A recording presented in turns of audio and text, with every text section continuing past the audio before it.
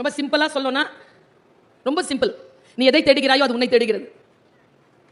இதை நான் ஒரு 17-18 வயசு பசங்க இருக்கிற காலேஜில் சொல்லிட்டேன். ஒருத்தன் எழுந்து கேட்குறான், மேடம் இன்னொரு வாட்டி சொல்லுங்க. நீ எதை தேடுகிறாயோ அது உன்னை தேடுகிறது. நிஜமாவா மேடம்? நம்பலாமா? டே டே நான் அதை சொல்லலடா.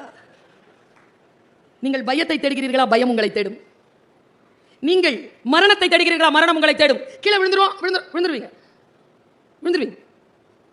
உங்கள் மனம் மிக மிக பலமானது. பிரபஞ்சத்தோடு அது கனெக்டட். இது நான் சொல்லுவது சத்தியம். இது சயின்ஸ். இது ஒன்றும் நம்பிக்கையின் பார்ப்பட்டு நான் சொல்லல, இது சயின்ஸ்.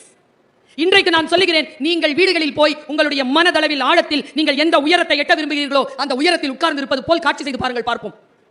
வரவே வராது. திட்டம் இருந்தா வரும், டிட்டர்மினேஷன் இருந்தா வரும். பல நேரங்களில் நமக்கு வேல்யூ பண்ணவே தெரியறதில்லை. வேல்யூ பண்ண தெரிஞ்சதுன்னா பிரபஞ்ச ரகசியம் நமக்கு புரியும். இப்படி சொல்றேன். மேடம் பேர் என்ன?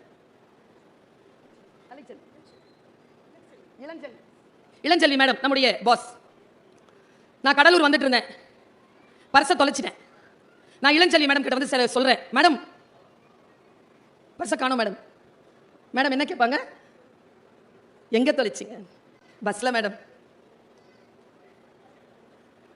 எந்த பஸ்ல?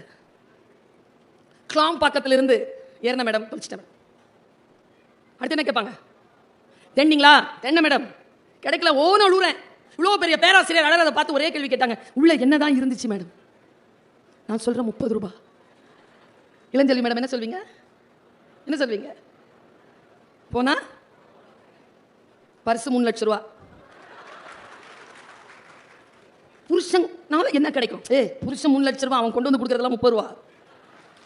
மனைவி என்ன கிடைக்கும்? அது 3 ரூபா தான். அவன் 30 லட்சம்.